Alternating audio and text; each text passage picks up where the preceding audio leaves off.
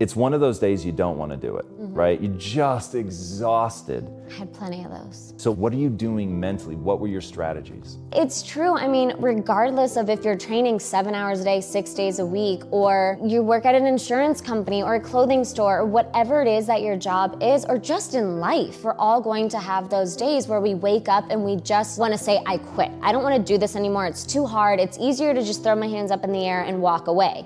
And then what I would tell myself is, okay, like that's the easy way out, but you know, tomorrow or the next day when you're feeling a little bit better, you're gonna regret that.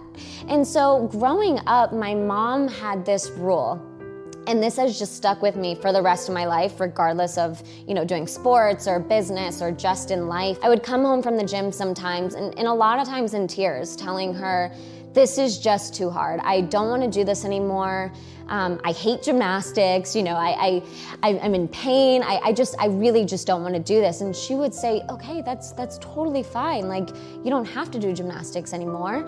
It was really interesting because she was just like, okay, well, you can quit, but not today. You have to go back to the gym the next day and the next day and the next day until you have one good day. And of course, I rolled my eyes and I would say, but I don't want to go back to the gym tomorrow. And she was like, look, I'm never going to force you or push you into gymnastics except for today.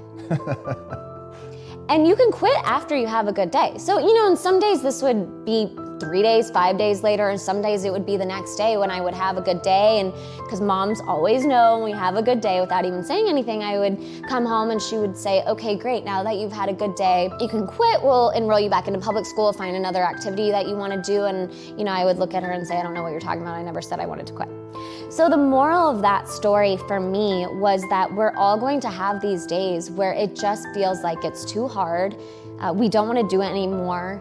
And you want to quit, and that's okay, but you can't quit or give up on those days.